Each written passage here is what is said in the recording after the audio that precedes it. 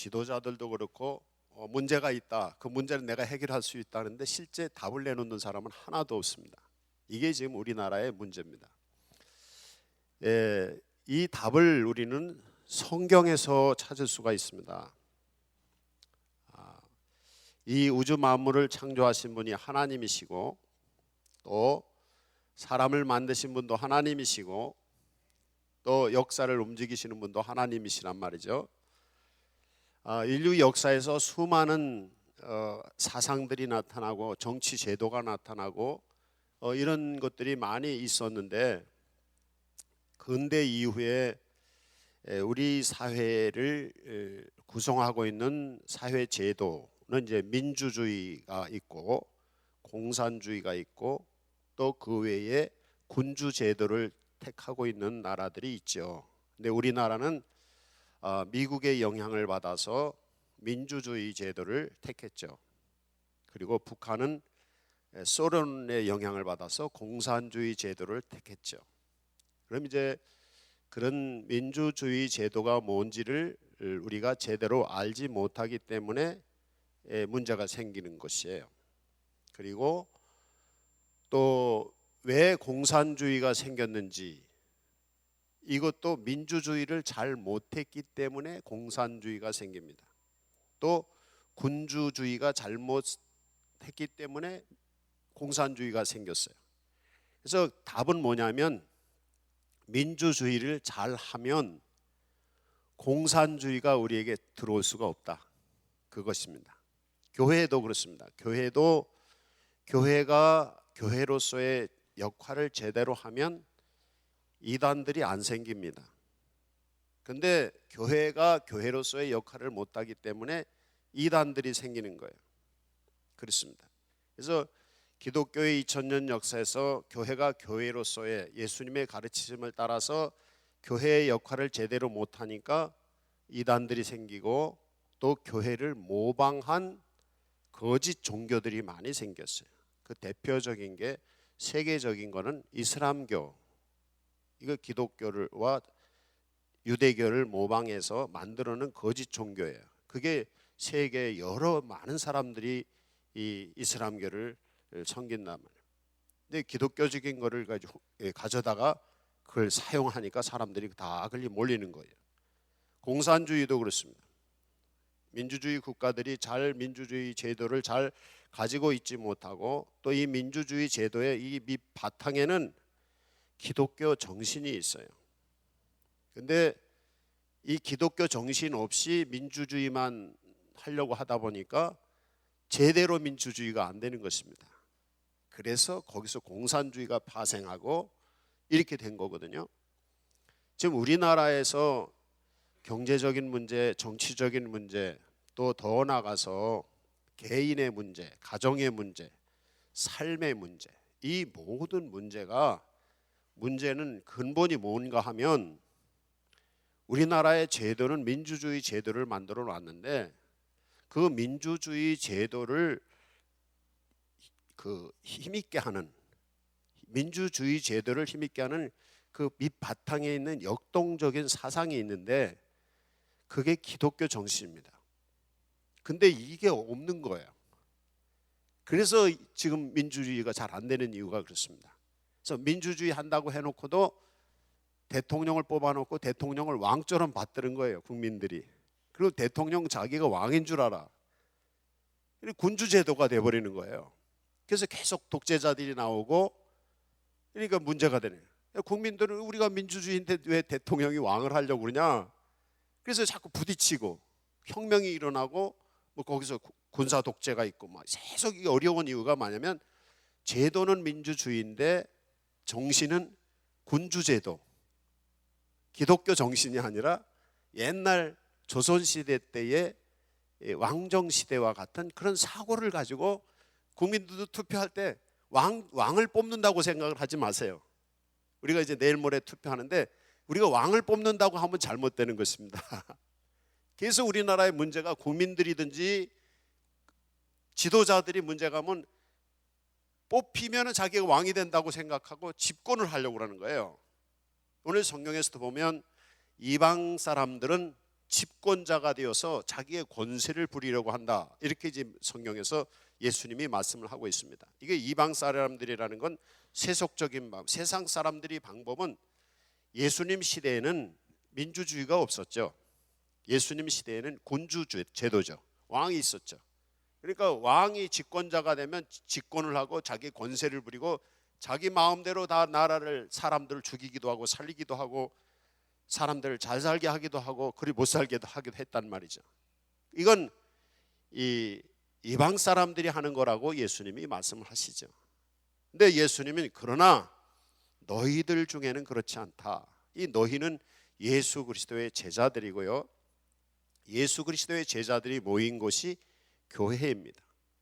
근대 민주주의의 시작은 영국에서 청교도 운동을 벌이던 청교도들에 의해서 민주주의 대헌장이 시작이 되고, 그리고 민주주의가 제대로 시작된 것은 미국이 독립 전쟁을 통해서 독립 선언서를 발표하고 미국의 헌법을 자유와 평등의 나라, 민주주의 국가를 공포함을 통해서 근대 민주주의가 생겼어요.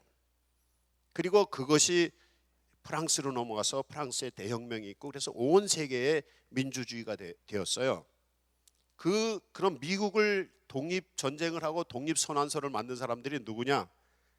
영국에서 왕정에 시달리던 사람들이 우리는 자유와 평등과 신앙을 지키기, 하나님을 잘 섬기는 공동체를 우리가 만들어야 되겠다고 생각해서 미국으로 건너간 사람들이에요. 그리고 그 사람들이 계속 영국에서 똑같은 우리도 영국 사람인데 왜 우리에게는 참정권도 주지 않고 세금만 받아보고 하느냐? 그래서 거기에 우리는 독립하겠다. 그래서 우리는 신앙을 지키겠다. 그래서 미국이 만들어진 거예요. 그래서 신앙을 지키겠다는 게 뭐냐면 자유가 있고 평등이 있는 민주국가를 만들겠다 이거예요. 이게 기독교의 정신에 의해서 민주주의가 시작이 된 것입니다. 그래서 이 기독교의 정신이 무엇인가 하면 오늘 예수님께서 크고자 하는 자는 어떻게 하는 자가 되고 섬기는 자가 되어야 된다. 으뜸이 최고인 사람이 되려면 종이 되어야 된다 하는 이 가르침이 있어요. 요즘 제가 청교도에 관해서 연구하고 있는데 거기 내용 중에 보면 청교도들이 미국에 가서 이제 미국에 도착하기 전에 배 안에서 그 계약을 합니다. 약속을 해요. 우리가 땅을 딛는 순간부터 우리는 자유와 평등이 있는 하나님을 섬기고 아주 하나님만을 섬기고 사람들이 자유와 평등이 있는 사랑의 공동체를 우리가 만들자 하고 약속을 하고 내려가요. 그리고 거기서 신앙 있는 사람들만 투표를 하게 해요. 신앙이 없는 사람도 투표권이 없었어요. 이게 미국의 처음의 시작이에요. 그리고 독립할 때도 이 사람들은 정말 자유와 평등이 있는 나라를 만들자. 근데 그때 독립 전쟁에서 가장 큰 공헌을 한 사람이 누군가 하면 이 버지니아주가 아주 기름진 땅이고 농사가 잘 되는 농장 그 주의 총독이었던 조지 워싱턴이 자기가 직접 장군이 돼요. 자기 그 주에 있던 많은 이 사람들을 다 군인으로 보내고 자기 재산을 내어놓고, 그래서 13개 주에 있는 많은 사람들이 자기 재산을 놓고 그리고 독립전쟁을 해요. 이때 이 조지 워싱턴이 총사령관이 돼서 굉장히 전투를 잘했어요. 세계 최강의 영국 군대를 물리쳤어요. 미국 독립군이. 이 사람들은 군인도 아니에요. 일반 사람들이었는데 모여서 전쟁을 했는데 세계 최강의 정예부대를 물리친 거예요. 그럼 그게 뭐냐? 우리가 자유와 평등의 나라, 하나님을 잘 섬기는 나라, 우리가 이런 나라를 만들겠다, 이런 정신을 가지고 목숨을 걸고 전투에 임했던 거예요. 그래서 이제 전투에 이겼어요. 그래서 미국이 영국으로부터 독립이 됐어요. 그런데 그럼 그 총사령관 조지 워싱턴이 주변에 있는 각 주 대표들이 모여서 조지 워싱턴에게 당신이 미국의 왕이 되십시오 이렇게 말했어요. 할 법하잖아요. 자기가 힘이 최고 세요. 최고 힘이 세요. 그러니까 주변 사람들도 왕이 되십시오. 그럼 하면 되는 거예요. 근데 조지 워싱턴, 자기가 왕이 되는 게 아니라 자기는 섬기는 자, 대통령이 된 것입니다. 이게 민주주의의 시작이에요. 조지 워싱턴은 아주 신앙이 독실한 가정에서 태어났고 신앙이 독실한 사람이었어요. 예수님의 이 말씀을 알고 있는 사람이었어요.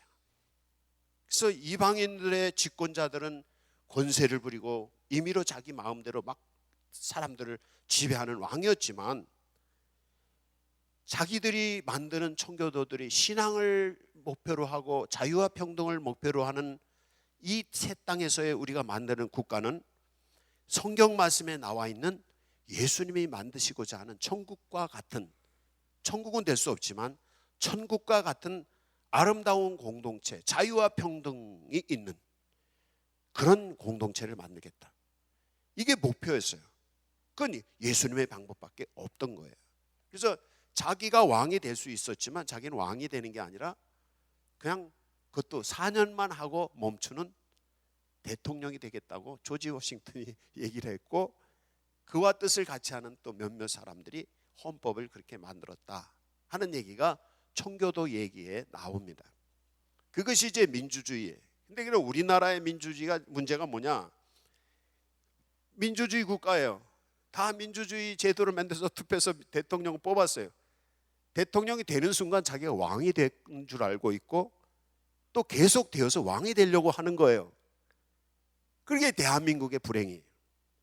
국민들도 옛날에 일제가 우리를 점령하고 할 때도 그때 군주제도잖아요. 그러니까 일제시대 때 방식으로 대통령이 왕인 줄 아는 거예요. 조선시대 때 방식으로 대통령이 왕인 줄 아는 거예요. 그래서 대통령도 자기 착각하고 있고 국민들도 착각하는 거예요.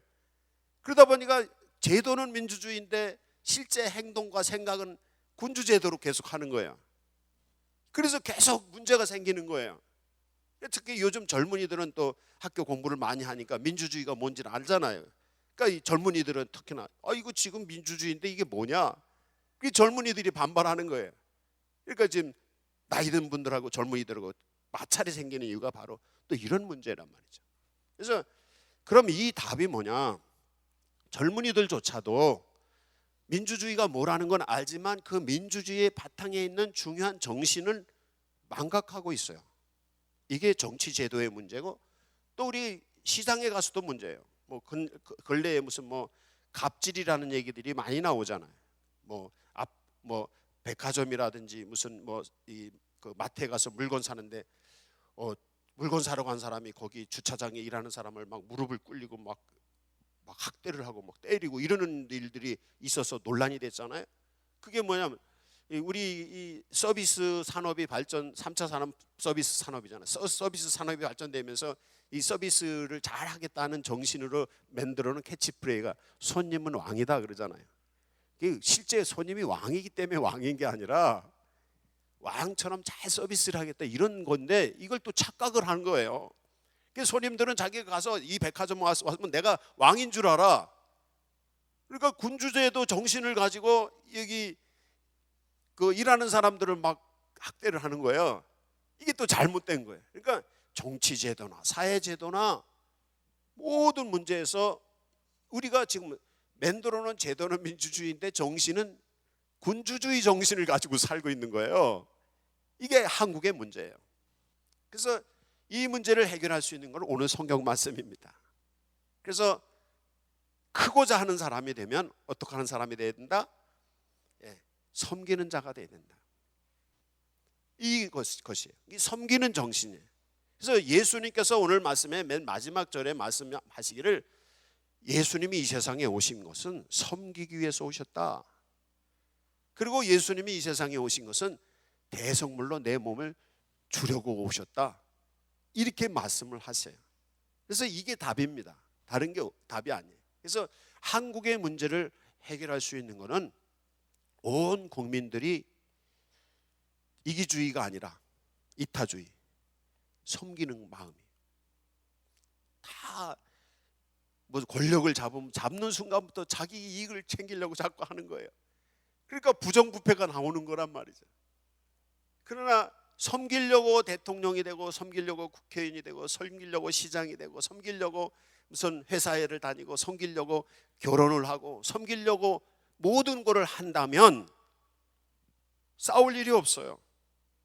섬기는데 이게 내가 직권을 내고 내가 내 권력을 부려서 내가 뭘 하겠다 이러니까 문제가 되는 것이지, 그리고 상대방을 공격하고 상대방을 깎아내리는 것이지, 섬기려고 그런다면 싸울 일이 없어요. 여기 이 성경 말씀에 얘기가 나오기 앞에 전에 무슨 사건이 있었는가 하면, 예수님의 제자 중에 오늘 어버이 주일금 어린이 주일이잖아요. 정말 치맛바람이 센 어머니 한 분이 계셨습니다. 예수님의 12제자가 있는데 그 제자 중에서 형제가 예수님의 제자인 집이 두 집이 있습니다. 그런데 어머니까지도 예수님의 제자가 돼서 열심히 예수님을 섬겼던 그런 가정이 있었어요. 그 가정의 아버지는 세베대였고 아들은 야고보와 요한이고 그 어머니가 있었어요. 그런데 그 어머니가, 그 집은 돈도 많아요. 그래서 재정적으로도 예수님의 공동체에 헌금을 많이 했고 뒷받침을 했고 몸으로도 일을 많이 했어요. 그 집은. 그러니까 당연히 최고의 집이죠. 그래서 이제 예수님이 천국이 임할 거를 예고하시자 이 야고보와 요한의 어머니가 와서 예수님께 말씀, 주님의 나라가 임하면 저희 아들 하나는 주님의 오른쪽에, 저희 아들 하나는 주님의 왼쪽에 앉게 해주십시오, 이렇게 요청을 해요.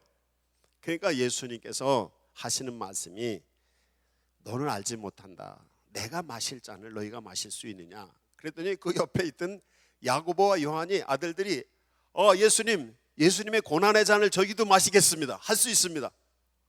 이렇게 얘기를 하는 거예요. 또 실제 그렇게 살아왔어요, 그들은. 그러니까 예수님이 하시는 말씀이, 그래 너희들이 내 잔을 마실 수 있을지 몰라도 그러나 주님의 나라에서 정말 으뜸이 되는 사람은 하나님께서 예비한 그 사람에게 하나님께서 주실 것이다, 이렇게 얘기를 해요. 그 얘기를 옆에서 듣고 있던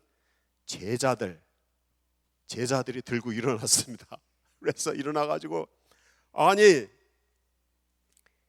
우리도 똑같이 예수님 3년 동안 쫓아다니고 밥굶을 같이 밥 굶고 예수님 고난받을 때 같이 고난받고 예수님 말씀 똑같이 배웠는데 누구는 위가 되고 우리는 뭐야.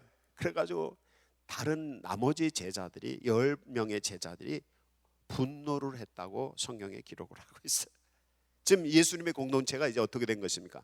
평화를 추구하는 공동체가 아니라 무슨 공동체가 된 거예요? 싸움과 갈등의 공동체가 되어버렸어요. 이 사회 공동체, 나라 공동체, 가정 공동체, 교회 공동체, 이 공동체가 파괴되는 것은 뭐냐면, 누가 높으냐, 누가 먼저냐, 누가 크냐, 누가 작으냐, 뭐 이런 거 따지면서 이 마찰이 생기는 것입니다.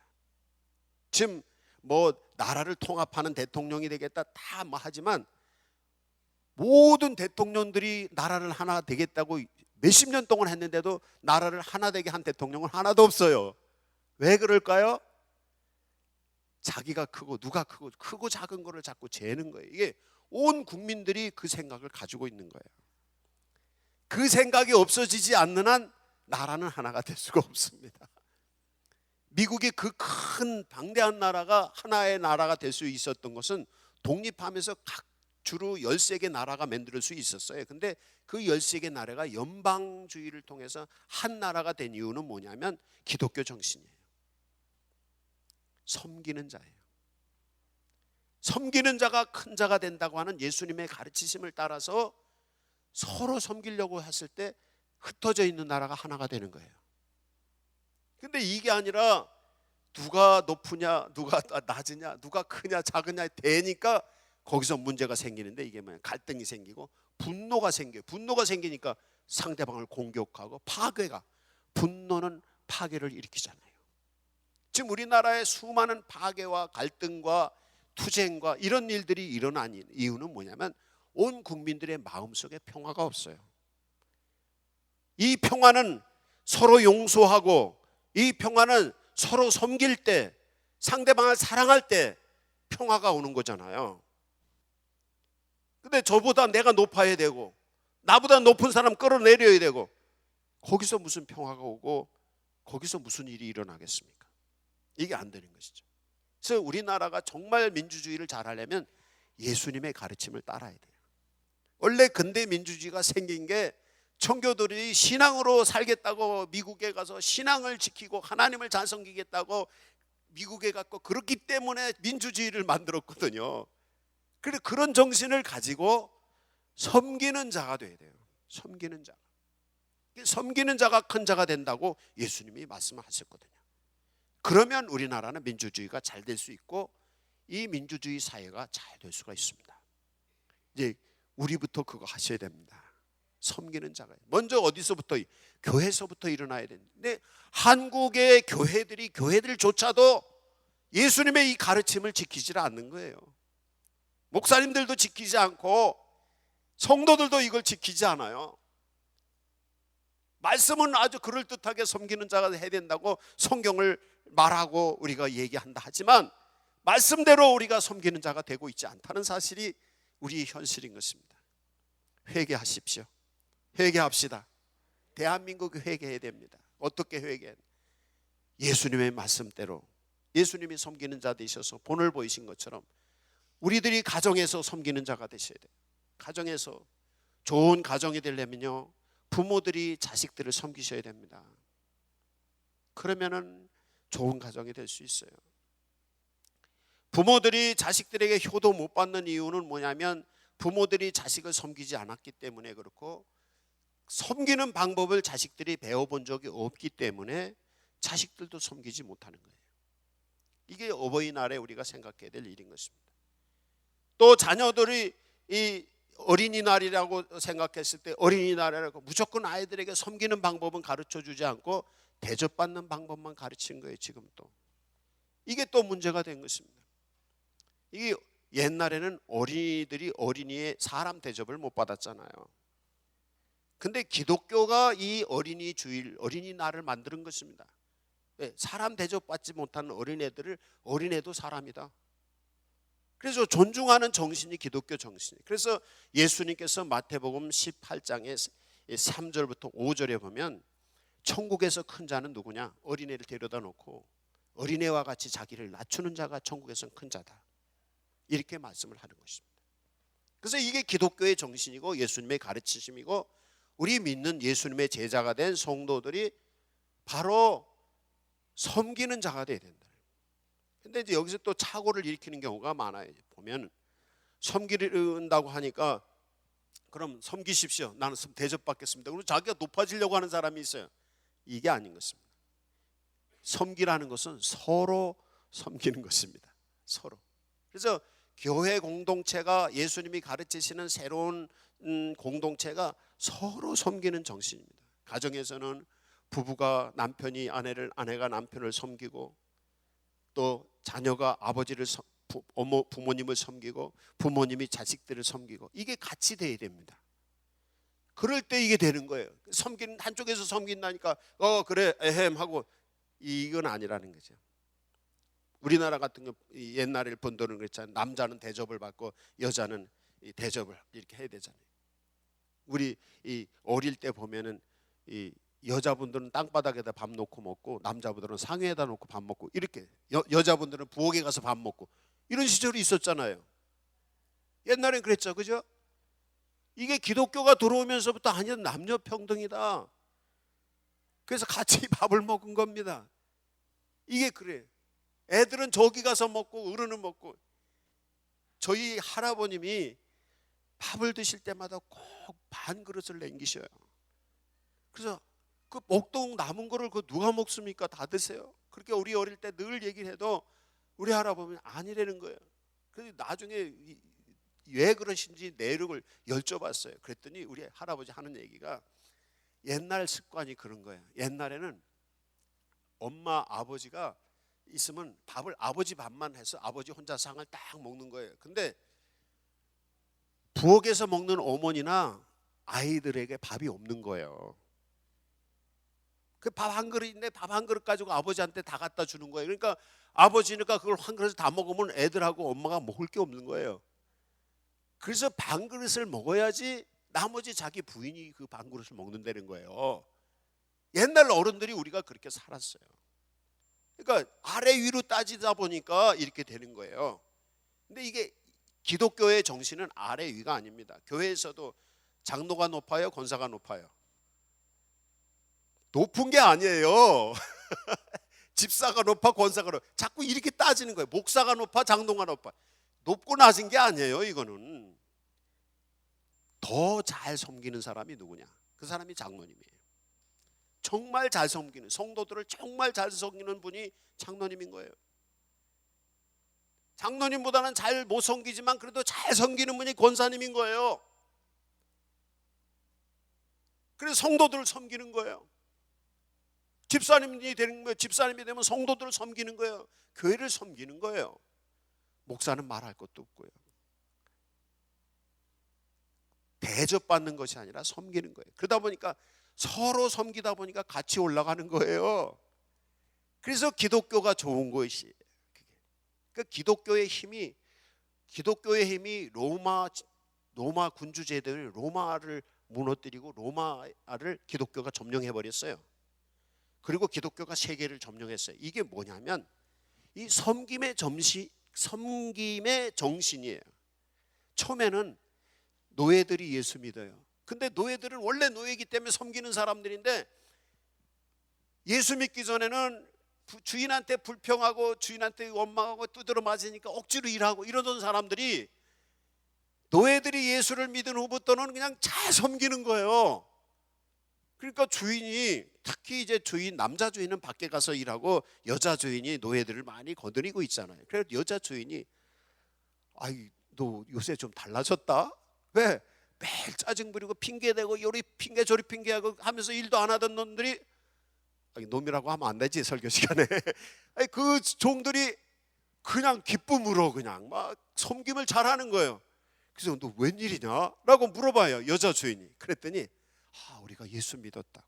예수님의 말씀 중 예수님이 우리에서 섬기기에 오셨고 우리를 위해 십자가에 달리셨고, 우리도 예수님 믿어서 구원받아서 하나님의 백성들이 너무 은혜 가운데 주님이 주시는 사랑, 주님의 은혜가 너무 만족하고 감사해서 내가 섬기라는 주님의 말씀을 따라서 제가 섬기고 있습니다. 그런데 그냥 집안이 좋은 거예요. 종들이 섬김을 잘하니까. 그래서 그럼 여주인이, 그럼 그런 예수 나도 좀 믿자. 그래서 여주인이 예수를 믿은 거예요. 근데 어느 날 보니까 남편이 집에 돌아오니까 아주 여주인이 자기를 잘 섬기는 거예요. 그래서 당신 웬일이야? 그냥 부인이 매일 바가지 긁고 막 큰 소리 치고 하던 부인이 남편한테 잘하는 거예요. 그래서 남편이 물어봐, 왜 그러냐? 사실은 나 예수 믿는다고. 그래서 그게 나중에는 귀족들에게까지 귀족들이 예수를 믿어요. 그리고 결국에는 로마의 황제의 어머니가 예수를 믿고 로마의 콘스탄틴 황제가 돼요. 장군이 황제가 돼요. 그때부터 기독교를 국교로 공인을 합니다. 이게 기독교의 힘이고 역사입니다. 그러니까 교회가 교회되게 하는 것은 예수님이 십자가에 달려서 죽으신 것처럼 우리가 죽으면서 고난당하면서 희생하면서 헌신하면서 섬기는 거예요. 교회에서 잘 섬기는 분은 장로님이에요. 정말 권사님들이나 그런 분들 잘 섬겨요. 잘 섬기시는, 이 잘 섬기는 분이 큰 사람이 되는 거예요. 이제 우리 어린이날이 되죠. 여기 어린이들하고 학생들이 왔는데 예수님이 가르쳐 주셔요. 오늘 큰 사람이 되려면 어떻게 해야 된다? 여기 학생들 한번 대답해 봐요. 여지껏 설교했는데 큰 사람이 되려면 어떻게 해야 된다? 섬기는 자가 된다. 어린이들이 한번 대답해. 여러분이 이 다음에 큰 인물이 되려면 어떻게 해야 된다? 섬기는 자가 돼야 돼요.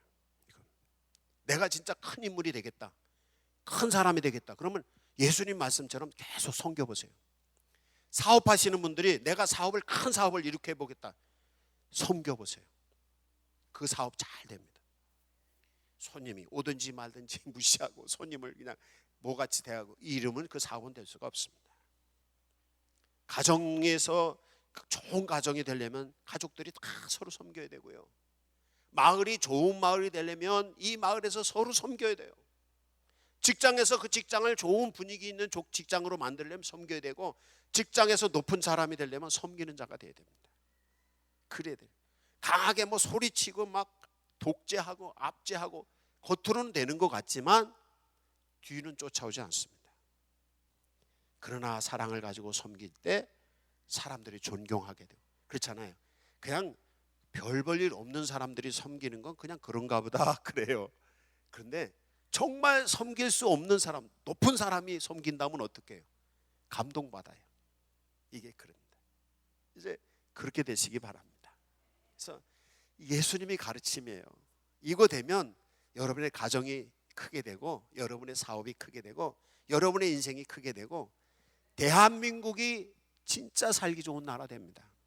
뭐 대한민국이 무슨 뭐 지옥 같다 그래서 뭐 헬조선이니 뭐니 그런 소리가 자꾸 도는데, 뭘 뭐 3폰이 5폰이 뭐 7폰이 자꾸 포기하고 했다는데, 포기하지 않습니다. 예수님의 정신이 생명의 정신이에요. 이건 예수님이 우리에게 십자가의 보혈의 피를 흘리시면서 우리를 영원한 생명을 주셨어요. 이 생명이 있기 때문에 죽어도 살아요. 그렇기 때문에 희생하는 거예요. 여기 예수님께서 대속물로 주려고 오셨다는 것은 희생 제물이 된다는 거예요. 왜? 섬기기 위해서. 섬기려면 고통이 따라요. 근데 내가 지금 이 세상 살고 끝나는 거면은 내가 뭐로 성격이 나 그냥 잘 먹고 잘 살다 가면 되는 것이지. 그러나 우리에게는 영생이 있습니다. 천국이 있습니다. 내가 죽어도 사는 것입니다. 그러니까 희생하는 거예요. 거기서 영생이 있는 사람들이 희생하고 헌신하니까 거기서 섬길 수 있고, 섬기니까 이타적인 사회 공동체를 살기 좋은 공동체로 만들어갈 수가 있는 거예요. 그러지 않고 이 천국도 알지 못하고 생명도 없고 이 섬겨야 되는 이걸 알지 못하는 분들은 그냥 나만 잘 먹고 잘 살다가, 나만 잘 먹고 잘 살다가 내 가족만 잘 되고 하다가 이제 가면 되지. 다 그렇게 살고 있어요, 우리나라 사람들이. 그러니까 좋은 공동체가 될 수가 없어요. 매일 싸우고, 매일 네가 잘하니 못하니 매일 싸우는 것이지. 그러나 예수님의 말씀처럼 예수 그리스도를 믿음을 통해서 우리에게 영원한 생명이 있는 줄로 믿습니다. 우리는 천국 가는 줄로 믿습니다. 죽어도 사는 것입니다. 영원히 사는 것입니다. 이 믿음을 가지고 있기 때문에 우리는 희생할 수 있고 헌신할 수 있는 거예요. 예수님이 먼저 우리를 위해서 화목 제물이 되셔서 희생하셨어요. 그 빚을 졌어요. 그 은혜를 받았어요. 그렇기 때문에 우리는 희생하고 헌신하는 것입니다. 근데 그렇게 희생했다고 희생하는 것으로 끝나지 아니하고 주님을 위해서 헌신하고 희생한 자들에게 지난주 말씀처럼 몇 배로 더 채워주시는 거예요. 이게 성공하는 인생이고 성공하는 공동체인 것입니다. 이제 여기 예수님의 가르치심을 우리가 따라간다면 좋은 공동체, 좋은 나라, 좋은 가정, 좋은 교회, 진짜 행복한 멋있는 인생 만들어갈 수 있습니다. 큰 사람 될 수 있습니다. 으뜸 될 수 있습니다. 섬기십시오. 종이 되십시오. 예수님처럼. 그런 마음을 가지고, 왜? 내가 지금은 사람들에게 구박을 받아도, 사람들에게 내가 멸시를 받아도 내 안에는 예수 생명이 있어. 예수님이 나와 함께 계셔. 나에겐 천국이 있어. 이렇게 하는 거예요. 제가 젊었을 때 목회할 때 저는 개척교회를 2번을 했는데, 시골에서 7년 몇 개월 하고 도시에서 16년 가까이 했어요. 그러니까 20몇 년을 한 거 아니에요. 23년을 개척을 했어요. 그 어렵게 개척을 하다 보니까 경제적으로 많이 힘들었어요. 우리 애들은 전체 밥 굶으면서 컸어요. 학원 다녀보지도 않았어요, 우리 애들은. 학교 무슨 학용품 무슨 뭐 준비해오라 했는데 준비물 살 돈이 없어가지고 우리 집사람 매일 울고 손으로 꼬매서 만들어서 주고, 그러니까 뭐 이런 걸 가져왔냐고 막 선생님이 막 구박하고 이랬어요. 근데 그때마다 내가 아이들한테 하는 얘기가 그래. 야, 우리는 예수님을 위해서, 예수님 때문에 우리는 개척교회하고 예수님 때문에, 믿음 때문에 우리가 이렇게 가난하게 산다. 하나님께서 너희들에게 갚아주실 거야.